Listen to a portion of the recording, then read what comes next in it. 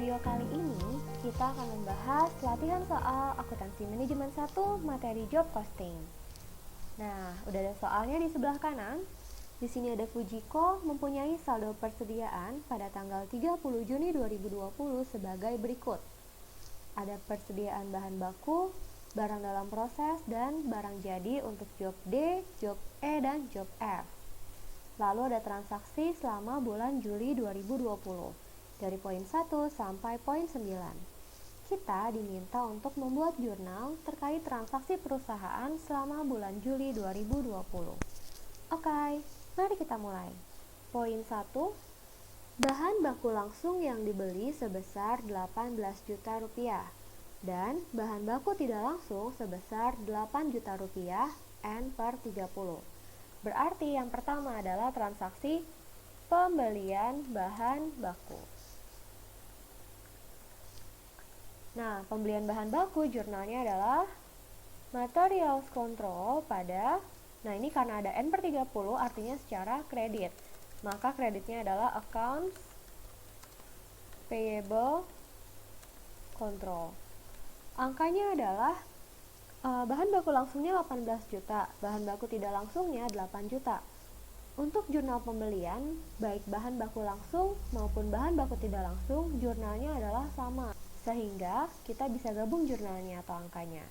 Maka di sini angkanya adalah 18 juta untuk yang bahan baku langsung ditambah sama 8 juta untuk bahan baku tidak langsung. Sama dengan 26 juta.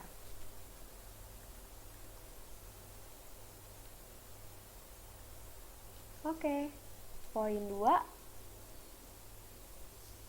Bahan baku langsung yang digunakan untuk produksi adalah Rp21.500.000, di mana 30% untuk job D, 45% untuk job E, dan 25% untuk job F. Bahan baku tidak langsung yang digunakan adalah sebesar 75% dari bahan baku tidak langsung yang dibeli. Oke, berarti yang kedua adalah penggunaan bahan baku atau use of material. Jurnalnya adalah untuk bahan baku langsung kita akan masukkan ke dalam work in process.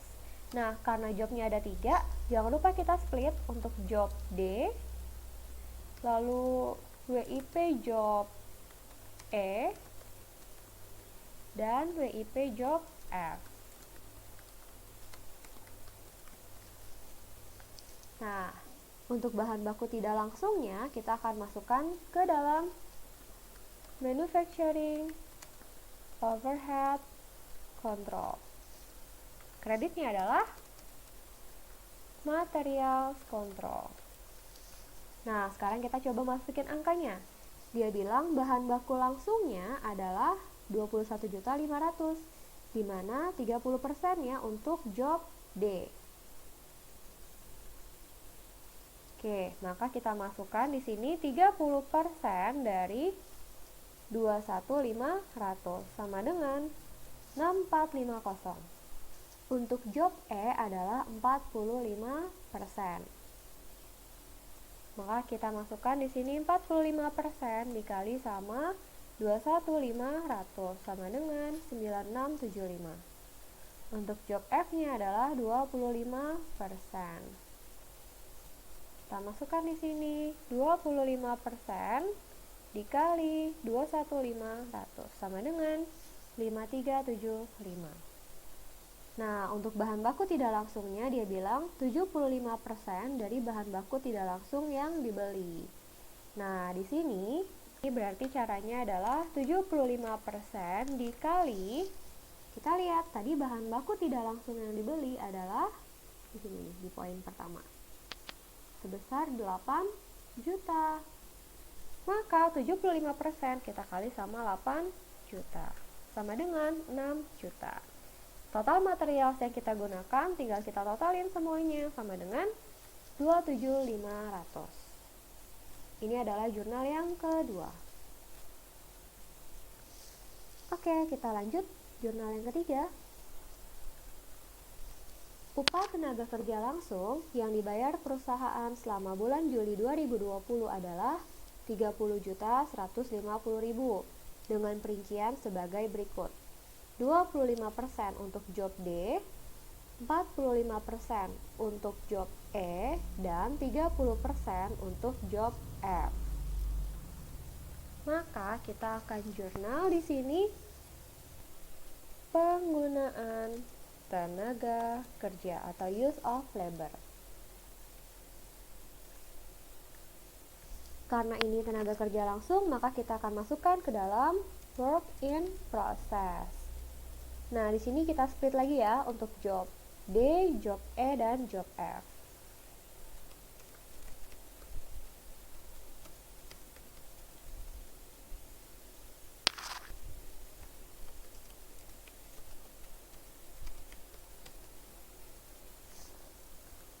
Oke, karena di sini tidak ada keterangan mengenai upah tenaga kerja tidak langsung, ya udah, berarti cuma ini doang ya. WIP pada cash control. Jadi kalau biasanya ada WIP, MOH control pada cash control. Nah, karena di sini nggak ada keterangan mengenai upah untuk tenaga kerja tidak langsung, maka ya udah, anggap aja nggak ada upah yang dibayarkan untuk tenaga kerja tidak langsung. Oke, di sini dibilang 25% untuk job D. Maka caranya adalah 25% dikali sama totalnya 30.150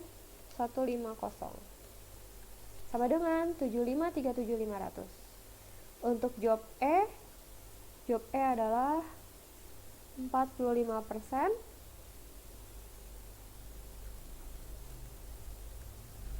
Berarti di sini 45% dikali sama 30.150. Untuk job F di sini adalah 30%.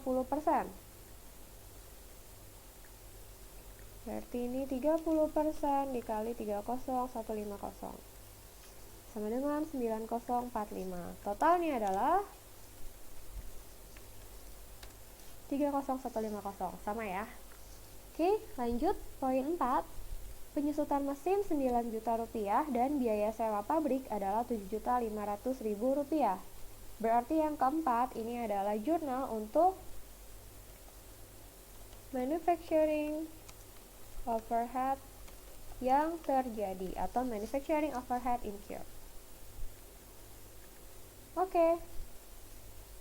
Berarti jurnalnya adalah penyusutan mesin dan biaya sewa pabrik. Itu kita tidak boleh catat sebagai expense, tapi kita harus masukkan ke dalam manufacturing overhead control.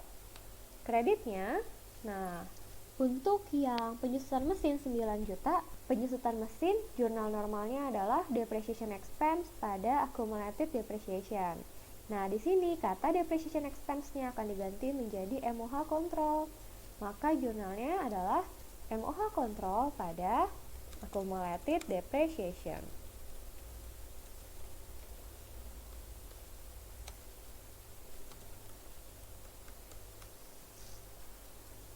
Nah, ini accumulatednya adalah 9 juta.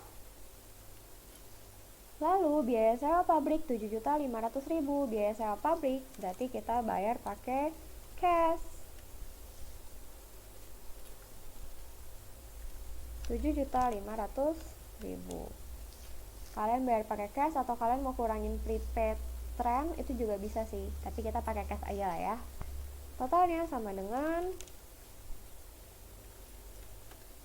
16.500. Oke, lanjut poin 5. Overhead pabrik dibebankan ke produksi dengan tarif 80% dari biaya tenaga kerja langsung. Berarti yang kelima adalah jurnal alokasi manufacturing overhead.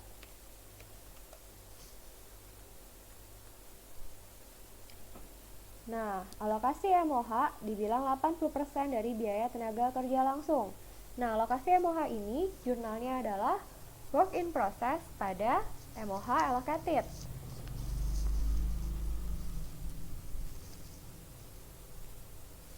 Nah, WIP-nya ini harus kita pisahin lagi.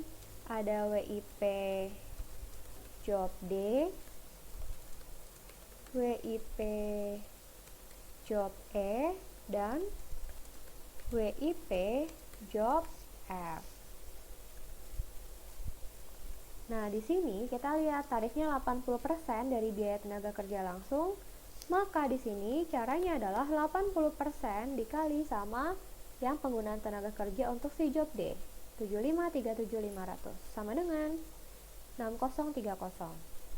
Untuk job E caranya sama, 80% dikali sama yang job E, 13.567.500 sama dengan 10.854. Untuk job F caranya juga sama, 80% dikali 9045, 7236. Kreditnya adalah manufacturing overhead allocated sebesar totalin 24120. Oke, lanjut poin 6. Biaya gaji untuk karyawan bagian marketing dan administrasi adalah 43 juta dan 29 juta.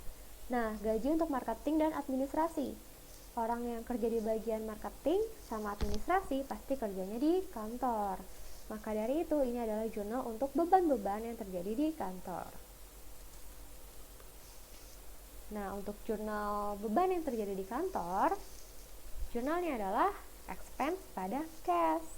Nah, di sini expense-nya kita tahu untuk biaya gaji bagian marketing dan administrasi.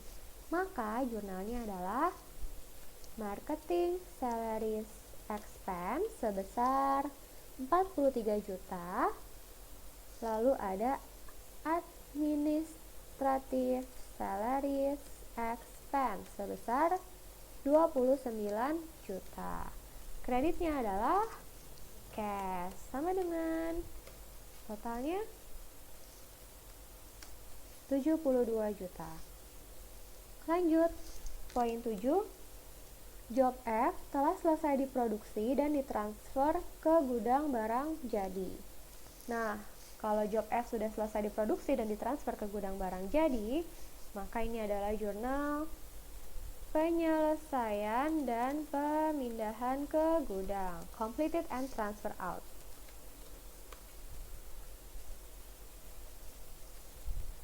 Nah, yang selesai cuma job F, maka kita akan jurnal di sini. Jurnal untuk completed adalah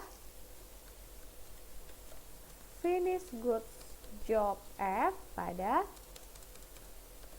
work in process job F. Nah, angkanya gimana? Angkanya adalah kita hitung berapa work in process yang kita lakukan, yang kita selesaikan di periode bulan Juli ini. Jangan lupa, kalau ada saldo awal, kita harus tambahkan juga saldo awalnya. Karena yang ada di saldo awal itu sudah pasti diselesaikan di bulan Juli ini. Maka caranya adalah, kita lihat, saldo WIP untuk job F ada berapa di awal? Berarti ini ya, WIP barang dalam proses. Kita lihat job F ada 8765. Maka kita masukkan di sini 8765. Ditambah sama yang kita mulai produksi di bulan Juli ini. Kita lihat dari awal ada WIP job F di mana aja. Nah, di sini di poin 2 ada WIP job F 5375. Ini nanti akan kita masukkan. Lalu di poin 3 ada WIP job F 9045. Lalu di poin 5 ada WIP job F 7236. Udah, nggak ada lagi? Nah, maka kita tambahin 3 item ini ya. 8765 saldo awalnya ditambah sama 5375.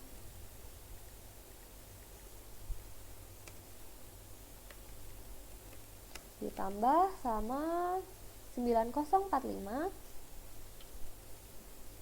ditambah sama 7236.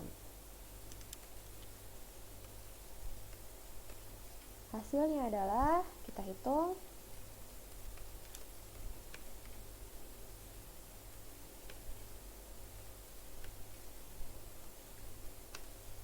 30421. Nah, ini adalah yang completed and transfer out. Oke, lanjut. Poin 8, job F dijual dengan markup 25% dari harga pokok penjualan. Berarti yang ke-8 adalah jurnal penjualan. Jangan lupa sebelum catat jurnal penjualannya, kita harus catat jurnal COGS terlebih dahulu. Maka jurnalnya adalah COGS, Cost of Goods Sold pada Finished Goods Job F. Nah, di sini dia bilang job F dijual dengan markup 25% dari harga pokok penjualan. Gak ada keterangan job F yang mana aja kan? Kalau nggak ada keterangan kayak gini, artinya semua job F yang kita miliki itu dapat terjual. Maka dari itu, kita harus lihat apakah ada saldo awal barang jadi si job F. Nah, di sini barang jadi job F ada saldo awalnya sebesar 20.500. Berarti ini juga kejual. Nah, kalau kejual, maka kita tambahin 20.500.000 saldo awalnya ditambah sama yang selesai di sini 30.421 sama dengan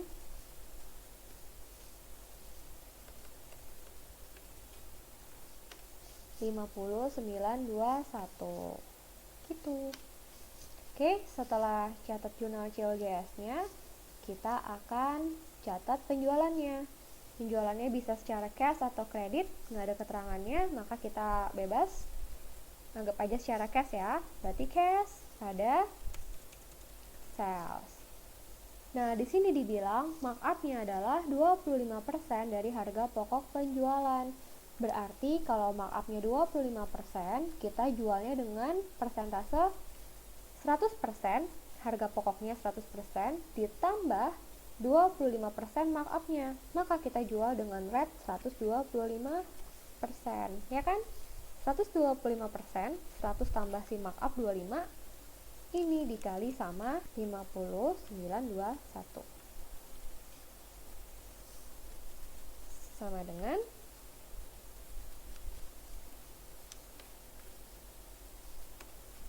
63651250. Nah, ini adalah penjualan untuk si job F. Lanjut, poin 9 terakhir. Tutup over atau under allocated overhead ke harga pokok penjualan. Nah, ini penutupan berarti over atau under allocated, kita belum tahu dia over atau under, kita coba dulu ya. Penutupan berarti MOH allocated kita taruh di sebelah debit. MOH control kita taruh di sebelah kredit.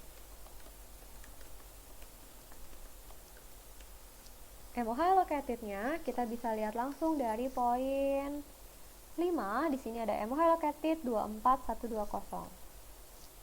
Untuk MOH control, ini kita harus penjumlahan semua yang ada kata MOH control.